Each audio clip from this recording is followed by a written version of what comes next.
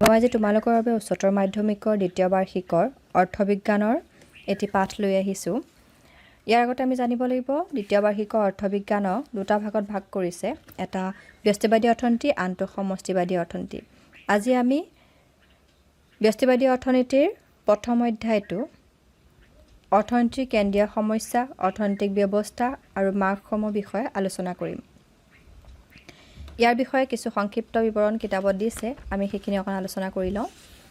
ইয়াত কৈছে মানুহৰ অভাৱ সীমাহীন, অৰ্থাৎ আমাৰ অভাৱসমূহৰ কোনো সীমা নাই। আমাৰ অভাৱসমূহ হৈছে অসীম, অৰ্থাৎ এটা অভাৱ শেষ হ'লে আন এটা অভাৱে মূৰ দাঙি উঠেই।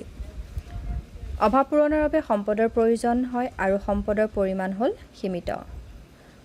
এইকণতে আমি জানিব লাগিব যে সম্পদ কিনো। সম্পদ হৈছে এটা সামগ্ৰী, যিটো সামগ্ৰীয়ে আমাৰ অভাৱ পূৰণ কৰিব পাৰে। এই অভাৱসমূহ পূৰণ কৰিবৰ বাবে আমাক সম্পদৰ প্ৰয়োজন আৰু সম্পদৰ পৰিমাণ হ'ল সীমিত, অৰ্থাৎ মানুহৰ অভাৱৰ তুলনাত সম্পদৰ পৰিমাণ সীমিত। সীমিত সম্পদৰ আবণ্টন আৰু উচিত ব্যৱহাৰ জনসাধাৰণৰ প্ৰয়োজন অনুসৰি হ'ব লাগে। সীমিত সম্পদৰ উচিত ব্যৱহাৰ আৰু ইয়াৰ জৰিয়তে উৎপাদিত সা সামগ্ৰীৰ বিতৰণ, এই দুয়োটা হৈছে মৌলিক অৰ্থনৈতিক সমস্যা। এইকণতে তোমালোকক সুধিব পাৰে মৌলিক অৰ্থনৈতিক সমস্যাকেইটা কি কি। এতিয়া তোমালোকে লিখিব লাগিব যে সীমিত সম্পদৰ উচিত ব্যৱহাৰ আৰু ইয়াৰ জৰিয়তে উৎপাদিত সা সামগ্ৰীৰ বিতৰণ, এই দুটা হৈছে অৰ্থনৈতিক মৌলিক সমস্যা। ইয়াৰ পিছতে আমি আলোচনা কৰিম এই সমস্যাটোৰ ফলত, অৰ্থাৎ সীমিত সম্পদৰ ফলত আমাৰ আন এটা সমস্যাৰ সৃষ্টি হয়, সেইটো হৈছে পচন্দ অপচন্দৰ সমস্যা। উদাহৰণস্বৰূপে ধৰা হওক তোমাৰ হাতত টকাৰ কম পৰিমাণে আছে, কিন্তু তুমি দুটা সামগ্ৰী কিনিবলৈ গৈছা।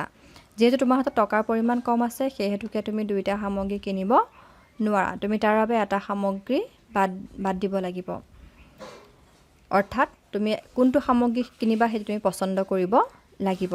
এনেকৈ পচন্দ অপচন্দৰ সমস্যাৰ সৃষ্টি হয়, আৰু এই পচন্দ অপচন্দৰ সমস্যাটোৱে হৈছে অৰ্থনীতিৰ কেন্দ্ৰীয় সমস্যা। ইয়াৰ পিছতে আমি ইয়াৰ কিছুমান সংজ্ঞা দিয়া আছে পাঠটোৰ ভিতৰত, সেই সংজ্ঞাসমূহ আমি আলোচনা কৰি লওঁ। প্ৰথমে দিছে সেৱা কাৰ্য। দ্ৰব্যজাত সামগ্ৰীৰ বাহিৰেও অদ্ৰব্যজাত সামগ্ৰী বা সেৱা কাৰ্যই ব্যক্তি আৰু প্ৰতিষ্ঠানৰ অভাৱ দূৰ কৰিব পাৰে। এইখিনিতে আমি দ্ৰব্যজাত সামগ্ৰী কিনো আৰু অদ্ৰব্যজাত সামগ্ৰী কি সেইটো আমি জনা উচিত। দ্ৰব্যজাত সামগ্ৰী হৈছে সেইবোৰ সামগ্ৰী যিবোৰ আমি স্পৰ্শ কৰিব পাৰোঁ আৰু যিবোৰ সামগ্ৰীয়ে আমাৰ অভাৱ পূৰণত সহায় কৰে, অৰ্থাৎ যিবোৰ আমি হাতেৰে চুই চাব পাৰোঁ সেইবোৰক দ্ৰব্যজাত সামগ্ৰী বুলি কৈছে, আৰু যিবোৰ সামগ্ৰী আমি স্পৰ্শ কৰিব নোৱাৰোঁ, অনুভৱহে কৰিব পাৰোঁ, সেই সামগ্ৰীবোৰক সেৱা কাৰ্য বুলি কৈছে। উদাহৰণস্বৰূপে চিকিৎসকৰ সেৱা কাৰ্য, অধিবক্তাৰ সেৱা কাৰ্য, শিক্ষক শিক্ষয়িত্ৰীৰ সেৱা কাৰ্য ইত্যাদি। ইয়াৰ পিছতে আমি ব্যক্তি কিনো। অৰ্থবিজ্ঞানত ব্যক্তি বুলিলে কোনো মানুহ বা মানুহক নুবুজায়, অৰ্থাৎ কোনো পুৰুষ বা মহিলাক নুবুজায়। অৰ্থবিজ্ঞানত ব্যক্তি বুলিলে একোটা ব্যৱসায় প্ৰতিষ্ঠানকহে বুজায়। ইয়াৰ পিছতে আহিলে সম্পদ। সম্পদৰ অবিহনে উৎপাদন কাৰ্য অসম্ভৱ, অৰ্থাৎ আমাক কিবা এটা সামগ্ৰী উৎপাদন কৰিবলৈ হ'লে আমাক সম্পদৰ প্ৰয়োজন হ'ব। সম্পদ নোহোৱাকৈ আমি সামগ্ৰীটো উৎপাদন কৰিব নোৱাৰোঁ। অলপ আগতে মই কৈছিলোঁ সম্পদ কিনো। সম্পদ হৈছে এটা সামগ্ৰী যি আমাৰ অভাৱ পূৰণ কৰিব পাৰে। আবণ্টন। সীমিত সম্পদৰ আবণ্টন অগ্ৰাধিকাৰ ভিত্তিত হ'ব লাগিব, অন্যথা মৌলিক প্ৰয়োজন পূৰণ কৰাটো কঠিন হৈ পৰিব। অৰ্থাৎ যিহেতু আমি জানো আমাৰ সম্পদসমূহ সীমিত, সেইকাৰণে আমি কোনটো অভাৱ আটাইতকৈ জৰুৰী সেইটো লক্ষ্য কৰিহে আমি সম্পদসমূহ আবণ্টন কৰিব লাগিব, অৰ্থাৎ বিতৰণ কৰিব লাগিব। ইয়াৰ পিছতে আহিলে উৎপাদন। উৎপাদনৰ অৰ্থ হৈছে উপযোগিতাৰ সৃষ্টি, অৰ্থাৎ উৎপাদন কি কাৰণে কৰা হয়? উপযোগিতা সৃষ্টি কৰিবলৈ। এইকণতে আমি জানিব লাগিব যে উপযোগিতানো কি। উপযোগিতা হৈছে সামগ্ৰীৰ অভাৱ পূৰণ কৰিব পৰা ক্ষমতা। সামগ্ৰীয়ে মানুহৰ অভাৱসমূহ পূৰণ কৰে, সেই ক্ষমতাটোকে উপযোগিতা বুলি কৈছে। অৰ্থাৎ আমাৰ অভাৱ পূৰণ কৰিবৰ বাবে আমি সম্পদৰ পৰা আমি সামগ্ৰী উৎপাদন কৰোঁ। উপযোগিতা হৈছে সামগ্ৰীৰ অভাৱ পূৰণ কৰিব পৰা ক্ষমতা। সামগ্ৰী আৰু সেৱা কাৰ্য উৎপাদনৰ বাবে ঘাইকৈ চাৰিবিধ উপাদানৰ প্ৰয়োজন হয়। অৰ্থাৎ কেতিয়াবা সুধিব পাৰে উৎপাদনৰ উপাদানসমূহ কি কি। উৎপাদনৰ উপাদান চাৰিটা ভূমি, শ্ৰম, মূলধন আৰু সংগঠক। ইয়াৰ পিছতে আহিলে বিনিময়। কোনো ব্যক্তি বা ৰাজ্য বা দেশ সম্পূৰ্ণকৈ আত্মনিৰ্ভৰশীল নহয় আৰু হ'বও নোৱাৰে। অৰ্থাৎ কোনো এখন দেশে বা কোনো এখন ৰাজ্যই সকলো সামগ্ৰী তেওঁ নিজে উৎপাদন কৰিব নোৱাৰে। অৰ্থাৎ কিছুমান সামগ্ৰী আমি বেলেগ দেশৰ পৰা আনিব লগা হয়। ঠিক তেনেকুৱা ব্যক্তিগত মানুহৰ ক্ষেত্ৰতো সেই একেটা কথা হয়। এজন ব্যক্তিয়ে সকলো সামগ্ৰী উৎপাদন কৰিব নোৱাৰে, তেওঁ কিছুমান সামগ্ৰী আনৰ পৰা কিনি ল'ব লগা হয়। এই সামগ্ৰীৰ বিনিময়ত সামগ্ৰী আদান প্ৰদানকে বিনিময় প্ৰথা বুলি কোৱা হয়।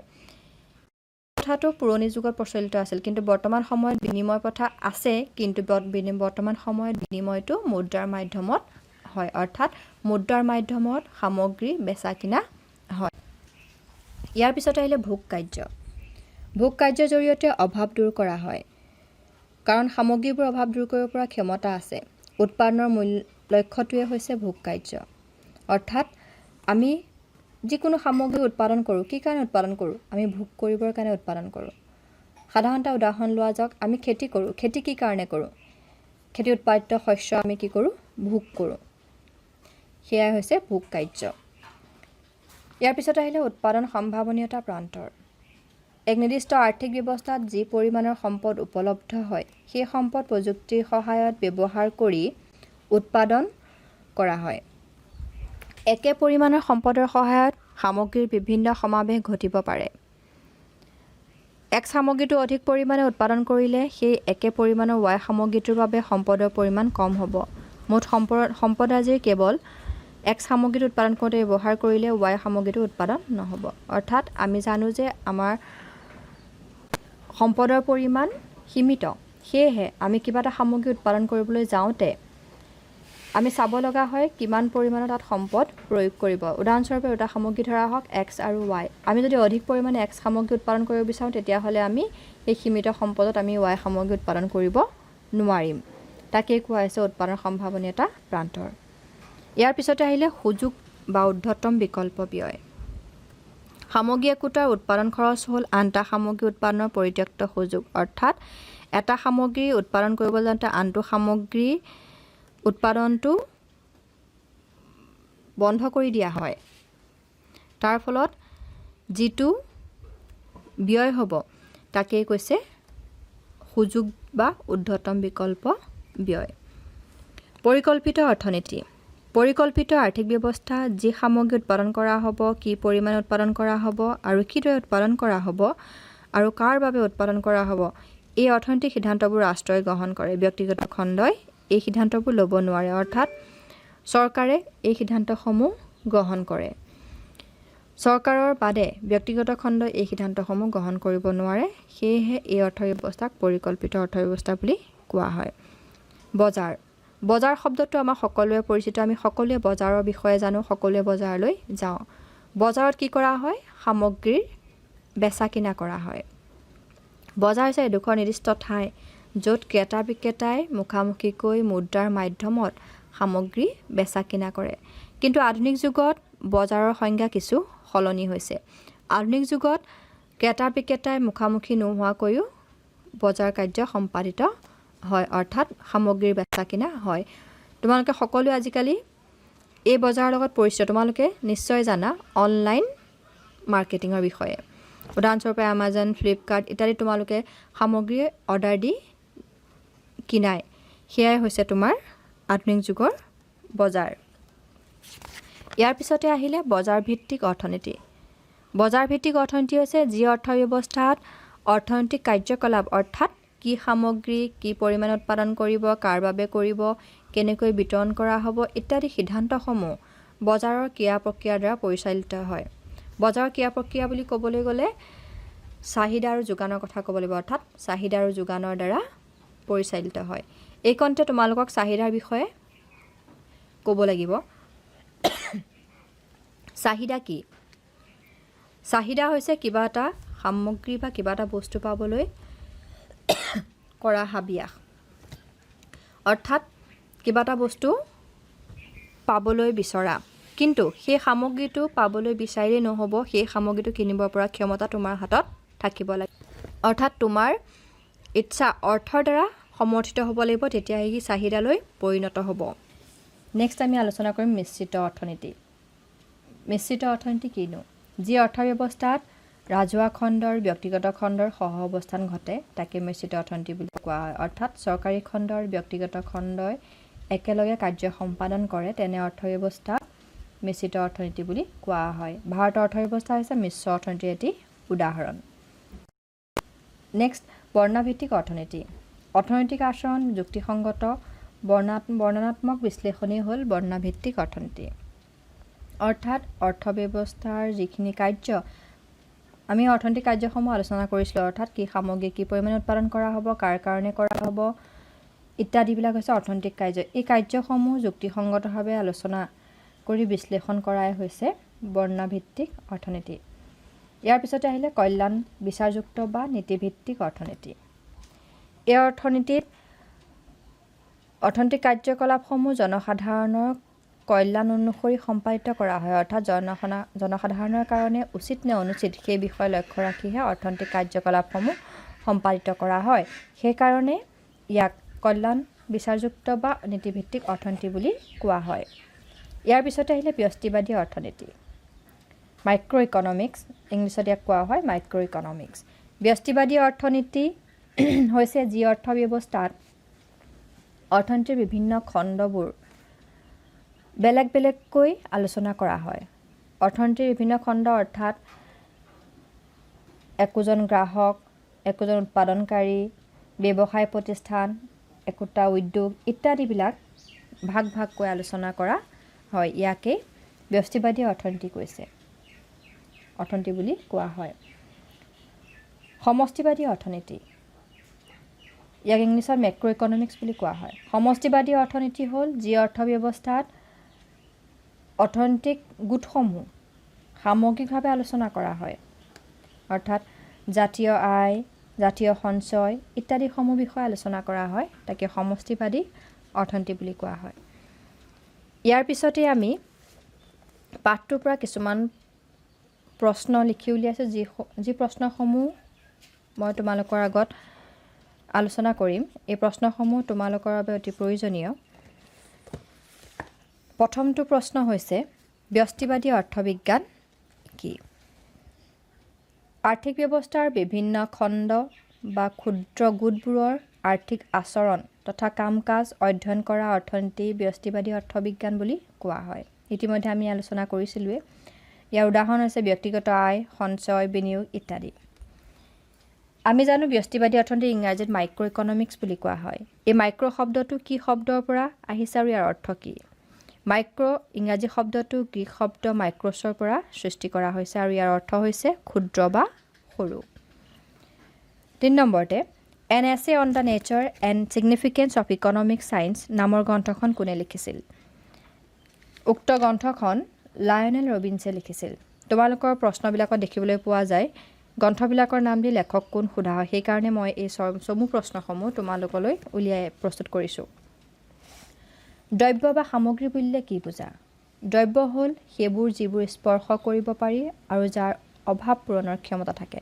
আমি অলপ আগত আলোচনা কৰিছিলোঁ দ্ৰব্য হৈছে সেইবোৰ সামগ্ৰী যাক আমি চুই চাব পাৰোঁ, যাৰ মানুহৰ অভাৱ পূৰণৰ ক্ষমতা থাকে, তাকে দ্ৰব্য বুলি কোৱা হয়। সেৱা বুলিলে কি বুজা?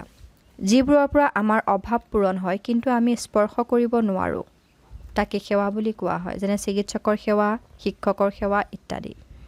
অৰ্থাৎ আমি সেৱা কাৰ্যসমূহ চুই চাব নোৱাৰোঁ, ইয়াক আমি অনুভৱহে কৰিব পাৰোঁ। ইয়াৰ পিছতে আহিলে মুক্ত সামগ্ৰী আৰু আৰ্থিক সামগ্ৰীৰ সংজ্ঞা দিয়া।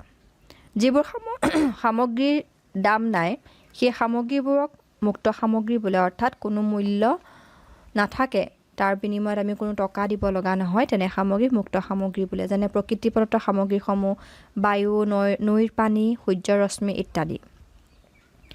যিবোৰ সামগ্ৰীৰ দাম আছে, যাৰ যোগান চাহিদাৰ তুলনাত কম, সেইবোৰ সামগ্ৰীক আৰ্থিক সামগ্ৰী বোলে। অৰ্থাৎ যিবোৰ সামগ্ৰী আমি পাবলৈ হ'লে তাৰ বিনিময়ত আমি টকা দিব লাগিব, তেনে সামগ্ৰীক আৰ্থিক সামগ্ৰী বুলি কোৱা হয়। মুক্ত সামগ্ৰীত আমি বতাহৰ বিষয়েও ক'ব পাৰোঁ। বতাহ হৈছে মুক্ত সামগ্ৰী, কিন্তু সেই বতাহকে যদি আমি কাৰেণ্টৰ যোগেদি প্ৰস্তুত কৰোঁ তেতিয়াহ'লে সেই সামগ্ৰী ক্ৰয় কৰিবলৈ আমাক টকাৰ প্ৰয়োজন হ'ব তেতিয়া সেই সামগ্ৰী কি হৈ যাব আৰ্থিক সামগ্ৰী হ'ব যেনে বিজুলী পাংখাৰ পৰা যেটো বতাহ পাম সেইটো আৰ্থিক সামগ্ৰী হ'ব কিন্তু প্ৰকৃতিৰ পৰা পোৱা বতাহ মুক্ত সামগ্ৰী মুক্ত সামগ্ৰী আৰু আৰ্থিক সামগ্ৰীৰ মাজত পাৰ্থক্য লিখা মুক্ত সামগ্ৰী আৰু আৰ্থিক সামগ্ৰীৰ পাৰ্থক্যসমূহ তলত দিয়া হৈছে মুক্ত সামগ্ৰীবোৰৰ দাম নাই অৰ্থাৎ ইয়াৰ কোনো মূল্য নাথাকে আনহাতে আৰ্থিক সামগ্ৰীৰ দাম আছে মুক্ত সামগ্ৰীবোৰৰ যোগান চাহিদাৰ তুলনাত বেছি অৰ্থাৎ আমাক যিমানৰ প্ৰয়োজন তাতকৈ আমি বেছি পাওঁ মুক্ত সামগ্ৰীসমূহ প্ৰয়োজনতকৈ অধিক পাওঁ আনহাতে আৰ্থিক সামগ্ৰীৰ যোগানৰ চাহিদাৰ তুলনাত কম কিন্তু আৰ্থিক সামগ্ৰীসমূহ আমাৰ প্ৰয়োজনতকৈ আমি কমকৈ পাওঁ 3 নম্বৰতে মুক্ত সামগ্ৰীবোৰ প্ৰকৃতিৰ দান অৰ্থাৎ প্ৰকৃতিৰ পৰা আমি পাওঁ আনহাতে আৰ্থিক সামগ্ৰীবোৰ মানুহৰ শ্ৰম আৰু অৰ্থৰ সহায়ত সৃষ্টি কৰা হয় আৰ্থিক সামগ্ৰীসমূহ মানুহে নিজেই প্ৰস্তুত কৰে ইয়াৰ পিছতে নেক্সট কোৱেশ্চন আহিলে আৰ্থিক কাম-কাজ আৰু অনাৰ্থিক কাম-কাজ বুলিলে কি বুজা যিবোৰ কাম-কাজৰ জৰিয়তে অৰ্থ সংগ্ৰহ কৰিব পাৰি সেইবোৰ কাম-কাজক আৰ্থিক কাম-কাজ বুলি কোৱা হয় অৰ্থাৎ যিবোৰ কাম কৰিলে আমি টকা উপাৰ্জন কৰিব পাৰোঁ সেই কামসমূহক আৰ্থিক কাম-কাজ বুলি কৈছে আনহাতে অনাৰ্থিক কাম-কাজ যিবোৰ কাম-কাজত লিপ্ত হ'লে অৰ্থ সংগ্ৰহ কৰিব নোৱাৰি সেইবোৰক অনাৰ্থিক কাম-কাজ বোলে যেনে গৃহিণী বা মাতৃ এগৰাকীৰ সেৱা কাৰ্য তোমালোকে ঘৰত নিশ্চয় দেখিছা মায়ে ৰাতিপুৱাৰ পৰা গধূলিলৈ কেনেকৈ কামত লিপ্ত হৈ থাকে কিন্তু তাৰ বিনিময়ত সেইগৰাকী মাতৃয়ে বা গৃহিণীয়ে কোনো টকা উপাৰ্জন নকৰে সেয়েহে সেই গৃহিণী বা মাতৃগৰাকীৰ কাৰ্যক অনাৰ্থিক কাম-কাজ বুলি কোৱা হৈছে নেক্সট কুৱেশ্যন অৰ্থনীতিত সম্পদ বুলিলে কি বুজা যিবোৰ সামগ্ৰীয়ে মানুহৰ অভাৱ পূৰণ কৰি সন্তুষ্টি প্ৰদান কৰে তাকে সম্পদ বোলে নেক্সট অৰ্থনৈতিক সমস্যাৰ সৃষ্টি হোৱা কাৰণসমূহ কি কি অৰ্থনৈতিক সমস্যাৰ সৃষ্টি হোৱা কাৰণসমূহ হ'ল মানুহৰ অভাৱ অসীম আমি অলপ আগত আলোচনা কৰিছোঁ যে আমাৰ অভাৱবিলাকৰ কোনো সীমা নাই সীমাহীন অভাৱ পূৰণৰ বাবে সম্পদৰ পৰিমাণ সীমিত অৰ্থাৎ অসীম অভাৱ পূৰণ কৰিবৰ বাবে সম্পদৰ পৰিমাণ সসীম সম্পদ বিকল্প ব্যৱহাৰ উপযোগী এই তিনিটাই হৈছে অৰ্থনৈতিক সমস্যাৰ সৃষ্টি হোৱা কাৰণ ইয়াৰ পিছতে আহিলে অৰ্থবিজ্ঞানৰ পিতৃ বুলি কাক কোৱা হয় আডাম স্মিথক অৰ্থবিজ্ঞানৰ পিতৃ বুলি কোৱা হয় এইটো কুৱেশ্যন প্ৰায় আহি থাকে দেখিবলৈ পোৱা যায় কুৱেশ্যন পেপাৰত বা পিতৃ বুলি বা জনক বুলি সোধে অৰ্থবিজ্ঞানৰ জনক বুলিলে কাক কয় এনেকৈও সোধে নেক্সট কুৱেশ্যন সাম্ভাব্য উৎপাদন ৰেখা বুলিলে কি বুজা সম্পদৰ পূৰ্ণ নিয়োগ আৰু ইয়াৰ দক্ষতাপূৰ্ণ ব্যৱহাৰৰ অৱস্থাত এটা দ্ৰব্য অধিক পৰিমাণে উৎপাদন কৰিবলৈ যাওঁতে আন এটা দ্ৰব্যৰ উৎপাদন হ্ৰাস কৰিব লগা হয় এটা দ্ৰব্যৰ উৎপাদনৰ বিপৰীতে আনটো দ্ৰব্যৰ সৰ্বোচ্চ উৎপাদন চিহ্নিত কৰা ৰেখাটোকে সাম্ভাব্য উৎপাদন ৰেখা বোলা হয় সাম্ভাব্য উৎপাদন ৰেখাটো মই এটা সাধাৰণ উদাহৰণৰ যোগেদি বুজাব বিচাৰিছোঁ ধৰা হওক দুটা সামগ্ৰী x আৰু y তুমি যদি x সামগ্ৰী আৰু y সামগ্ৰী দুইটাই সমানে উৎপাদন কৰিব বিচৰা তেতিয়াহ'লে তুমি উৎপাদন কৰিব নোৱাৰিবা কাৰণ আমি জানো সম্পদৰ পৰিমাণ সীমিত সেয়েহে আমি x সামগ্ৰী যদি বেছিকৈ উৎপাদন কৰিবলৈ যাওঁ তেতিয়াহ'লে আমি y সামগ্ৰী কিছু পৰিমাণে ত্যাগ কৰিব লাগিব x সামগ্ৰী উৎপাদন কৰিবলৈ যাওঁতে তুমি y সামগ্ৰী কিমান ত্যাগ কৰিলা আৰু y সামগ্ৰী ত্যাগ কৰাৰ ফলত তোমাৰ x সামগ্ৰী কিমান বেছি উৎপাদন হ'ল এই কথাখিনি যেটা লেখাই প্ৰকাশ কৰিব সেই ৰেখাটোকে প্ৰডাকশ্যন পচিবিলিটি কাৰ্ভ বুলি কোৱা হয় অৰ্থাৎ সাম্ভাব্য উৎপাদন ৰেখা বুলি কোৱা হয় নেক্সট কুৱেশ্যন সুযোগ বা ঊৰ্ধ্বতম বিকল্প ব্যয় বুলিলে কি বুজা উৎপাদনৰ বিকল্প ব্যৱহাৰৰ থাকে উৎপাদনবোৰ এটা বিশেষ দ্ৰব্যৰ উৎপাদনত ব্যৱহাৰ কৰিলে আনবোৰ দ্ৰব্য সেই উপাদানবোৰ সেৱাৰ পৰা বঞ্চিত হয় উৎপাদনবোৰৰ বিকল্প ব্যৱহাৰৰ ফলত যি খৰচ হয় তাকে সুযোগ ব্যয় বোলা হয় অৰ্থাৎ x আৰু y সামগ্ৰী উৎপাদন কৰিবলৈ যাওঁতে x সামগ্ৰী যদিও বেছি পৰিমাণে উৎপাদন কৰিবলৈ যোৱা হয় তেতিয়াহ'লে উপাদানসমূহ অৰ্থাৎ ভূমি শ্ৰম মূলধন সংগঠক এই চাৰিটা উপাদান ধৰা হওক শ্ৰম আৰু মূলধন প্ৰচুৰ পৰিমাণে x সামগ্ৰী উৎপাদন কৰোঁতে ব্যৱহাৰ কৰা হ'ল তেতিয়াহ'লে সেই সামগ্ৰীসমূহ আমি y সামগ্ৰী উৎপাদন কৰোঁতে তাৰ ব্যৱহাৰ কমি আহিব অৰ্থাৎ তাৰ বাবে আমি বেলেগকৈ ব্যয় কৰিবলগীয়া হ'ব এই উপাদানবোৰৰ বিকল্প ব্যৱহাৰৰ ফলত যি খৰচ হ'ব সেই খৰচটোকেই সুযোগ ব্যয় বুলি কোৱা হৈছে ইয়াৰ পিছতে আহিলে বজাৰ বুলিলে কি বুজা ইতিমধ্যে আমি বজাৰ বিষয়ে আলোচনা কৰিছোঁ বজাৰ বুলিলে এটুকুৰা নিৰ্দিষ্ট ঠাইক বুজায় য'ত গ্ৰাহক আৰু বিক্ৰেতা পৰস্পৰ মুখামুখি হয় আৰু সামগ্ৰী বেচা কিনা কৰে তাকে বজাৰ বুলি কোৱা হয় ইয়াৰ পিছতে আমি প্ৰডাকশ্যন পচিবিলিটি কাৰ্ভ সাম্ভাব্য উৎপাদন ৰেখাৰ বিষয়ে আলোচনা কৰিম। সাম্ভাব্য উৎপাদন ৰেখাডাল দুই ধৰণৰ হয়, অৱতলীয় আৰু উত্তলীয়। অৱতলীয় কেতিয়া হয় আৰু উত্তলীয় কেতিয়া হয় এই বিষয়ে প্ৰশ্ন আছে, বা অৱতলীয় কি কাৰণে হয় বা উত্তল কি কাৰণে হয়। সাম্ভাব্য উৎপাদন ৰেখাৰ ক্ষেত্ৰত ক্ৰমবৰ্ধমান প্ৰান্তিক সুযোগ ব্যয় কি সূচায়? সাম্ভাব্য উৎপাদন ৰেখাৰ ক্ষেত্ৰত যদি প্ৰান্তিক ব্যয়টো ক্ৰমান্বয়ে বৃদ্ধি পায় তেতিয়াহ'লে প্ৰডাকশ্যন পচিবিলিটি কাৰ্ভডাল অৰ্থাৎ সাম্ভাব্য উৎপাদন ৰেখাডাল অৱতলীয় ৰেখা হ'ব, অৰ্থাৎ concave to the origin. Next কুৱেশ্যনটো, সাম্ভাব্য উৎপাদন ৰেখাৰ ক্ষেত্ৰত ক্ৰমহ্ৰাসমান প্ৰান্তিক সুযোগ ব্যয় কি সূচায়? যদি প্ৰান্তিক সুযোগ ব্যয়টো ক্ৰমান্বয়ে হ্ৰাস পাবলৈ ধৰে তেতিয়াহ'লে প্ৰডাকশ্যন পচিবিলিটি কাৰ্ভডাল কেনেকুৱা হ'ব? তেতিয়া প্ৰডাকশ্যন পচিবিলিটি কাৰ্ভডাল উত্তল ৰেখা হ'ব, অৰ্থাৎ ই কনভেক্স টু দি অৰিজিন হ'ব। এনেকৈয়ে প্ৰডাকশ্যন পচিবিলিটি কাৰ্ভ দুই ধৰণৰ হৈ পৰে। ইয়াত আমি এটা কথা জানিব লাগিব, অৱতলীয় কি কাৰণে হয় আৰু উত্তলীয় কি কাৰণে হয় সেই বিষয়ে অকণমান আলোচনা কৰিব বিচাৰিছোঁ মই ইয়াতে। ইয়াত কিতাপত লিখিছে, তোমালোকে কিতাপত চাব পাৰিবা। ৰেখাডাল অৱতলীয় হ'লে বুজিব লাগিব যে ঊৰ্ধ্বতম বিকল্প প্ৰান্তিক ব্যয়ৰ পৰিমাণ বৃদ্ধি হৈছে, অৰ্থাৎ সামগ্ৰী এটাৰ অতিৰিক্ত এক একক উৎপাদন কৰোঁতে আনটো সামগ্ৰী অধিক পৰিমাণে পৰিত্যাগ কৰিব লাগিব। এনে পৰিস্থিতিত এইটো পৰিষ্কাৰ হৈ পৰিব যে উৎপাদন বৃদ্ধি হোৱাৰ লগে লগে এটা সামগ্ৰী উৎপাদন কাৰ্যত ব্যৱহৃত হোৱা সম্পদৰাজিৰ আনটো সামগ্ৰী উৎপাদন কৰোঁতে ব্যৱহাৰ কৰাটো টান হ'ব। অৰ্থাৎ এক্স সামগ্ৰী অধিক পৰিমাণে উৎপাদন কৰিবলৈ যাওঁতে ৱাই সামগ্ৰী পৰিত্যাগ কৰিব লগা হ'ব। তাৰ ফলতে কি হ'ব? প্ৰডাকশ্যন পচিবিলিটি ৰেখাডাল অৱতলীয় হৈ পৰিব। দ্বিতীয়তে,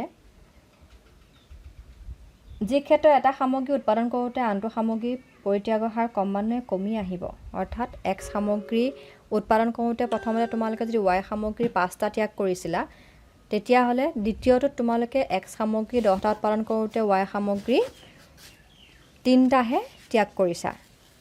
তেতিয়াহ'লে কি হ'ব? প্ৰডাকশ্যন পচিবিলিটি ৰেখাডাল কনভেক্স টু দি অৰিজিন হ'ব, অৰ্থাৎ উত্তল ৰেখা হ'ব।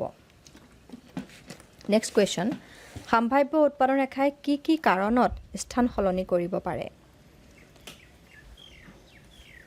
সাম্ভাব্য উৎপাদন ৰেখাই দুটা কাৰণত স্থান সালসলনি কৰিব পাৰে। এটা হৈছে প্ৰযুক্তিবিদ্যাৰ উন্নয়ন আৰু আনটো হৈছে অৰ্থব্যৱস্থাত সম্পদৰ পৰিমাণ বৃদ্ধি। অৰ্থাৎ 1 নম্বৰটো হৈছে প্ৰযুক্তিবিদ্যাৰ উন্নয়ন। তাৰমানে প্ৰযুক্তিবিদ্যাৰ যদি উন্নতি ঘটে তেতিয়াহ'লে প্ৰডাকশ্যন পচিবিলিটি কাৰ্ভডাল স্থান সালসলনি কৰিব পাৰে। দ্বিতীয়তে, অৰ্থব্যৱস্থাত সম্পদৰ পৰিমাণ বৃদ্ধি। আগতে যি পৰিমাণে সম্পদ আছিলে তাতকৈ যদি সম্পদৰ পৰিমাণ বৃদ্ধি হয় তেতিয়াও সাম্ভাব্য উৎপাদন ৰেখাই স্থান সলনি কৰিব পাৰে। মৌলিক অৰ্থনৈতিক সমস্যাকেইটা কি কি? মৌলিক অৰ্থনৈতিক সমস্যাকেইটা হ'ল কি সামগ্ৰী উৎপাদন কৰিব লাগে, কেনেকৈ উৎপাদন কৰিব লাগে, কাৰ কাৰণে উৎপাদন কৰিব লাগে ইত্যাদি। নেক্সট কুৱেশ্যন, অৰ্থনীতিৰ কেন্দ্ৰীয় সমস্যাটো কি? সীমিত সম্পদৰ ফলত সৃষ্টি হোৱা পচন অপচন্দৰ সমস্যাটোৱে হৈছে অৰ্থনীতিৰ কেন্দ্ৰীয় সমস্যা, যিটো নেকি মই প্ৰথমতেই আলোচনা কৰি আহিছোঁ। ইয়াৰ পিছতে আহিলে বজাৰ কেন্দ্ৰিক অৰ্থব্যৱস্থা বুলিলে কি বুজা? যি অৰ্থব্যৱস্থাত কি সামগ্ৰী উৎপাদন কৰা হ'ব, কিমান পৰিমাণে উৎপাদন কৰা হ'ব, কিদৰে উৎপাদন কৰা হ'ব আৰু কাৰ বাবে উৎপাদন কৰা হ'ব, এই আটাইবোৰ সিদ্ধান্ত বজাৰৰ ক্ৰিয়া প্ৰক্ৰিয়াই নিৰ্ণয় কৰি দিয়ে, তাকে বজাৰ কেন্দ্ৰিক অৰ্থব্যৱস্থা বুলি কোৱা হয়। পুঁজিবাদী আৰ্থিক ব্যৱস্থা হ'ল বজাৰ কেন্দ্ৰিক আৰ্থিক ব্যৱস্থা। নেক্সট কুৱেশ্যন, মিশ্ৰ অৰ্থনীতি বুলিলে কি বুজা? যি অৰ্থব্যৱস্থাত ৰাজহুৱা খণ্ড আৰু ব্যক্তিগত খণ্ডৰ সহ অৱস্থান ঘটে তাকে মিশ্ৰ অৰ্থনীতি বোলে। Next, on ethics and economics নামৰ গ্ৰন্থখনৰ লেখক কোন? উক্ত গ্ৰন্থখন ডক্টৰ অমৰ্ত্য সেনে লিখি উলিয়াইছে।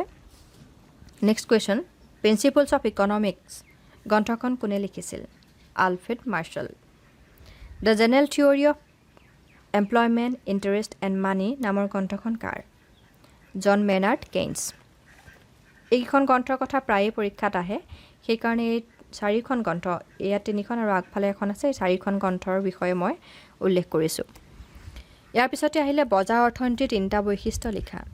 বজাৰ অৰ্থনীতিৰ 3টা বৈশিষ্ট্য হ'ল এনে বজাৰত যোগান আৰু চাহিদাই সামগ্ৰীৰ মূল্য নিৰ্ণয় কৰে। অৰ্থাৎ বজাৰ অৰ্থনীতিত যোগান আৰু চাহিদাইহে সামগ্ৰীৰ মূল্য নিৰ্ণয় কৰে। এনে বজাৰ ব্যৱস্থাত সকলোবোৰ দ্ৰব্য বা সেৱা একোটা দাম থাকে য'ত বিনিময় সংগঠিত হয়। অৰ্থাৎ ইয়াৰ দাম নিৰ্ধাৰিত থাকে যিটো দামত ইয়াৰ বিনিময় কাৰ্য সম্পাদিত হয়। এই বজাৰ ব্যৱস্থাত সামগ্ৰী একোটাৰ দাম বৃদ্ধি হ'লে উৎপাদনকাৰীয়ে সেই সামগ্ৰীটো অধিক উৎপাদন কৰিব। অৰ্থাৎ যিটো সামগ্ৰীৰ দামটো বৃদ্ধি পায় সেই সামগ্ৰীটো উৎপাদনকাৰীয়ে অধিক পৰিমাণে উৎপাদন কৰিব বিচাৰিব, কাৰণ তেতিয়াহে তেওঁ অধিক উপাৰ্জন হ'ব। শেষৰ কুৱেশ্যনটো, মিশ্ৰ অৰ্থনীতিৰ বৈশিষ্ট্য 3টা লিখা। পৰীক্ষাত প্ৰায় আহে বৈশিষ্ট্য লিখিবলৈ। মিশ্ৰ অৰ্থনীতিৰ 3টা বৈশিষ্ট্য হ'ল, এনে আৰ্থিক ব্যৱস্থাত ব্যক্তিগত আৰু ৰাজহুৱা খণ্ডই সহ অৱস্থান কৰে। মিশ্ৰ অৰ্থনীতিৰ মূল লক্ষ্য হৈছে পৰিকল্পিত অৰ্থনীতি আৰু বজাৰকেন্দ্ৰিক অৰ্থনীতিৰ দুৰ্বলতাসমূহ পৰিহাৰ কৰি সুবিধাসমূহ গ্ৰহণ কৰা। এই আৰ্থিক ব্যৱস্থাত কিছুমান গুৰুত্বপূৰ্ণ সিদ্ধান্ত চৰকাৰৰ দ্বাৰা লোৱা হয়। আজি আমি প্ৰথম পাঠটো আলোচনা কৰিলোঁ। ইয়াৰ পিছতে আমি ব্যষ্টিবাদী অৰ্থনীতিৰ দ্বিতীয় পাঠটো আলোচনা কৰিম। দ্বিতীয় পাঠটো হৈছে গ্ৰাহকৰ আচৰণ তত্ত্ব। তোমালোকে এই গোটেইখিনি ভালদৰে পঢ়ি চাই লোৱা। কিবা যদি অসুবিধা পোৱা মোক সুধিবা, মই আকৌ তোমালোকক বুজাই দিম। ধন্যবাদ।